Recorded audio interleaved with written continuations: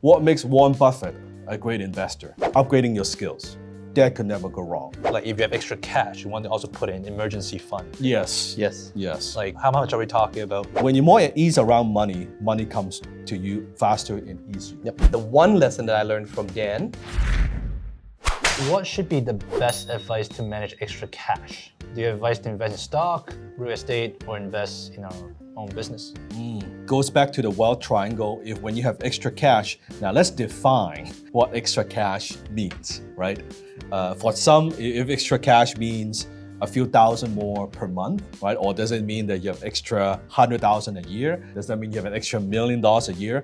That would affect what you want to do, right? But I operate based on very simple principles. I don't believe investing should be very complicated. First of all, you only invest something you understand in. If you don't understand in something, you don't invest in it. Nothing wrong with cryptocurrency if that's what you study and you understand. Yeah. Nothing wrong with the stock market if you study and understand and use technology to manage a portfolio. What is wrong is people going with the Vegas mentality. Yeah. Speculation. Hey, Des, I got this stock, I got this thing, it's pretty cool. You should put some money into it. And you put your money into it and you haven't done your due diligence. Yeah. That's not smart. So it has to do with a lot about your passion. I like businesses because I like businesses. Yeah. Right? It's that.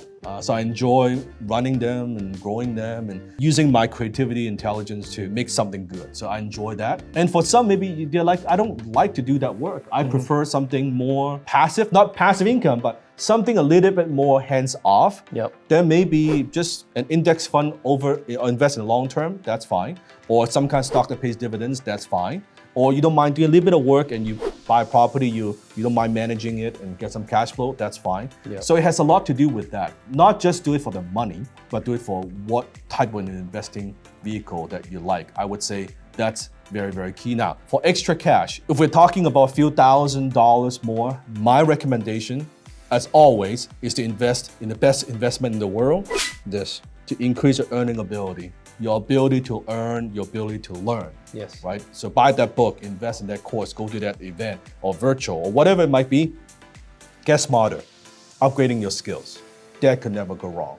Once you get to a certain level, then you could say, okay, now as I'm doing that, but also I want to have my money work for me, then you can put into something else. I personally don't believe that when you have only a few $1,000s, or even tens of thousands of dollars, you go buy some kind of investment because you will not get a better return than investing in this. You just won't, right? Yeah. If you Infinitely, you can take that knowledge and apply it. You can apply it. You can get more. You can do a lot, right? Once you do that, then if your business is your thing, then you invest in business. Yeah. It's an investment. What determines an investment? What kind of return you'll get? It's your ability to manage that investment. Yep. So for some, they could buy a piece of property and they could lose money. For some, they'll buy a piece of property, they'll get 4%. For some, they would fix it up, they would do their thing and they buy it right, they'll get 20% return. What's the difference? It's this. So this has a direct impact on the return that you get. It's not just the thing. So someone could invest in stock market and lose their shirt. Some people can invest in stock market and make very good money. It has a lot to do with this. So it goes back to invest in something you understand and continuously to invest in your own abilities, capabilities, and skills. Dan, would you then also say it's not just the investing, but it's the implementing of the skill you learned Correct. to actually get a return on investment? Any investment that you do, the more you know it, the better return you'll get. Because you would see things, you would see trends, you would see investments, you would see opportunities that untrained eyes would not see. What makes Warren Buffett a great investor? The stock that he buys, you and I can go buy. He owns Apple shares, he owns different companies, you and I can go buy those shares too. It's not like those investments are not available, but how much you buy, when you buy, that's the trick. He has the know-how. That's the trick. That's Right. what makes him one of the richest people in the world versus everybody else. It's not that the product is not available, it's not that. Oh, also he has the ability to raise money. But he's able to raise the money because he's got the demand, because people see that he's got the skill. Right? Yeah, it's easy. It's easy. One of the things that I learned from Dan in the event that you have, on top of investing, there's also other, like if you have extra cash, you want to also put in emergency fund. Yes. Yes. Yes. Like how much are we talking about saving? A lot more. Well, We did a video, We yeah. made a video on that, and Yes. I say at least. Some people say like 3 months of rainy day fund of your expenses. Say your expense is 5K. Yeah. At least put 15K away. Yep. Some say 6 months. I think 1 year of emergency fund is very good. But I'll explain to you something I learned psychologically. That's not a number thing, it's a psychological thing. People who are needy, people who are desperate, they don't attract wealth. By putting money aside, not just in a rainy day, it shifts you in some way. Because you're not like, oh my God, fuck, I'm gonna pay my bill next month, right? But when you put that money aside, suddenly you're like more at ease. When you're more at ease around money, money comes to you faster and easier. Imagine you don't know how you're gonna pay rent next month versus and you're on a closing call. But versus you have 1 year of overhead rainy day fund, like emergency fund. On the phone, you're like, you know what? I don't care. If I close, it's good. If I don't close, it's not the end of the world. You're not attached. Guess what? When you're not attached, you close better. Because the prospect can sense it. The trick is, how do you close like that maybe before you have the money? How do you project How do that you confidence? psych yourself How do you up? psych yourself up and say, I'm not attached? And then acting as if, not pretending, but acting as if the conviction, the confidence that you have. When you make more money, you put it aside. That's the tipping point, I think, for when closers get it. That you taught me that. That's right. When that aha moment When happened, you then know, I started okay, closing. I need that state of mind that I'm at ease. That's when I'm closing. I'm operating at an optimal level, right? I'm the best closer that I could be. But they're putting that money aside psychologically. It's a very powerful exercise because it tells yourself a few things. Almost everybody else, the majority of our population, everybody else, they are horrible money managers. Yeah. Look at US, most people, they don't have, they're one paycheck away from bankruptcy, right? I mean, they got just no money. So thinking about when you can put some money aside, what does that tell you about yourself? I'm a person with discipline. I'm a person that can manage money. Yes. I'm a person, just like when you have cash in your wallet, it tells yourself, I've always have money in your wallet.